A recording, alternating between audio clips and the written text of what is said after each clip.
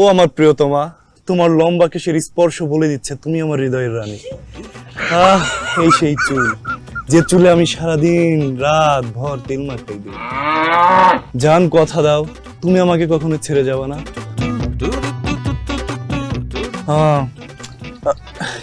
জান, কেমন জানো তো আমি তোর সাথে আর থাকবো না।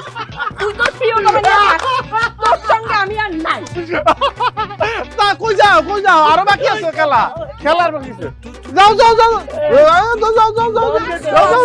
একটা ঘুষলেরা যাও। আমার লাগে কোনো বেহারি না, আমি রাইতের অন্ধকারে সেরি খুঁজে বাইরে নাই। রাইতের অন্ধকারে নাকি সেরি খুঁজতে পাইছে? শুনছেন, আপনার জামাই বলে রাইতের অন্ধকারে মায়া ধরে। এই এটা তুমি কি কইলা? হ্যাঁ, আমার জামাই রাতের অন্ধকারে সেরি খুঁজবো কে? আরে ফেস লাগাও করে, এটা কইছি না, মানে উপমাটা কইছি, বুঝছো? ঠিক আছে, সবার সামনে তুমি প্রমাণ করে দাও তো তুমি আমার কত ভালোবাসো।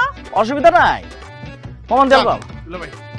এই যে বড় আপা কিন্তু সইরা গিয়া বইলো হইলো, হ্যাঁ বড় আপা সরে গেছে। একটু ডাইন পাশে দুলা ভাই, বড় আপা সরে গেছে। দুলা ভাই, এই আপা আপনি আবার সরছেন কি? আম্মার জায়গায় আইলেন কেন? আপা আম্মার জায়গায় আয় পড়ছে দুলা ভাই।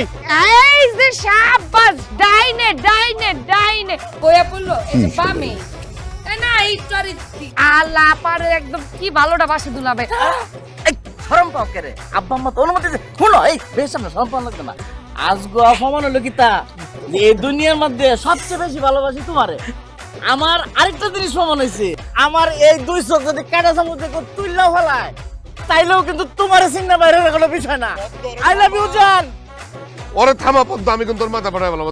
থামা বেটা, তুই কারে দোষ? খেলা শেষ হলে বড় আপা আসো এবার আমি বান্ধি আপা। হইছে? এই বাড়িতে আর কোনো খেলাধুলা, কোনো প্রতিযোগিতা হইব না।